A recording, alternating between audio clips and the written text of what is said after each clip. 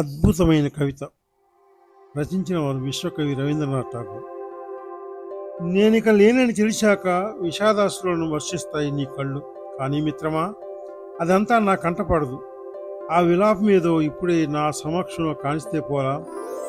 నీవు పంపించే పుష్పగుచ్చాలను నా పార్థివ దేహం ఎలా చూడగలదు? అవేవో ఇప్పుడే పంపరాదా? నా గురించి 4 మంచి మాటలు పలుకుతావు అప్పుడు, కానీ అవి నా చెవిన పడవు. అందుకే మెచ్చేదేదో ఇప్పుడే మెచ్చుకో. నేనంటూ మిగైనాడు నా తప్పులు క్షమిస్తావు నువ్వు, కానీ నాకు ఆ సంగతి తెలియదు. అదేదో ఇప్పుడే క్షమించేయలేవా? నన్ను కోల్పోయిన లోటు నీకు కష్టంగా తోస్తుంది, కానీ అది నాకు ఎలా తెలుస్తుంది? అందుకని ఇప్పుడే కలిసి కూర్చుందాను. కాసేపైనా నాతో మరింత సమయం గడిపి ఉండాల్సిందని నీకు అనిపిస్తుంది. అదేదో ఇప్పుడే గడపవచ్చుగా మనసారా. సానుభూతి తెలపడానికి నా ఇంటి వైపు అడుగు వేస్తావు నా మరణ వార్త విన్నాక. సంవత్సరాలుగా ఏం మాట్లాడుకున్నామని ఇప్పుడే నా వైపు చూడు, నాతో మాట్లాడు.